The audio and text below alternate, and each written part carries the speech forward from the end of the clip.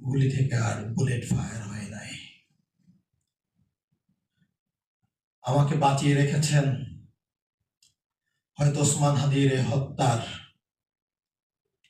বাস্তব সাক্ষী হিসেবে, এই বিচার কাজের সাক্ষী হিসেবে আল্লাহ আমাকে বাঁচিয়ে রেখেছেন। প্রিয় ভাইরা আমার, ওসমান হাদিকে হত্যা না করে যদি আমাদের পরিবারকে আরো 5 জনকে হত্যা করা হতো, ইনকিলাব মঞ্চের আরো 10 জন ভাইদেরকে হত্যা করা হতো,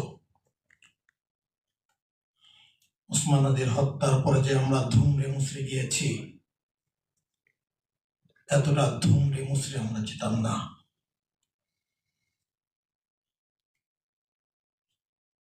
প্রিয় ভাইরা আমার, আজকে আমার বক্তৃতা দেখার জন্য বাংলাদেশ থেকে লক্ষ লক্ষ মানুষ ওয়েট করতেছে। গতকাল বিকাল থেকে আমার ফোনে শত শত ফোন আসছে, SMS আসছে, তারা আমার কাছে কিছু বিষয় জানতে চায়।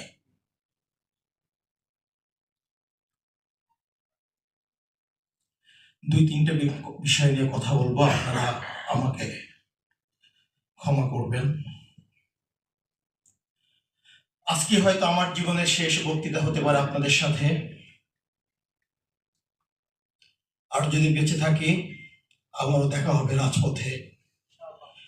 পৃথিবীর আন আছে, কাল আছে, জাস্টিস ফর হাদি মুভমেন্টে।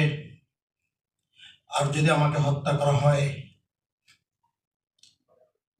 ওসমান হাদিও বলে গিয়েছিলেন আমাকে হত্যা করা হলে আপনার বিচার করিয়েন। আমিও বললাম যদি আমাকে হত্যা করা হয়, এই হত্যার বিচার আপনারা করবেন। এই আজাদির লড়াই আপনারা অব্যাহত রাখবেন।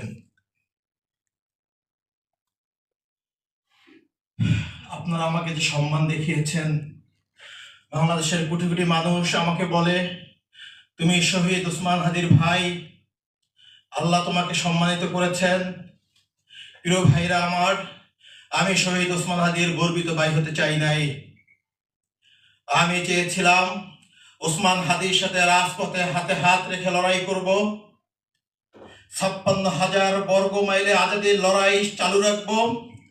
বাংলাদেশ থেকে আধিপত্যবাদীদেরকে বিতাড়িত করব। বাংলাদেশ একটা ইনসাফের রাষ্ট্র কায়েম করব। কিন্তু আল্লাহ আমার সেই চাওকে অপূর্ণ রেখেছেন। এক হাদি চলে গিয়েছেন, বাংলার আনাচে লক্ষ লক্ষ হাদি আমি দেখতে পাচ্ছি। ভাইরা আমার, মাহমুদ স্যার বলছিলেন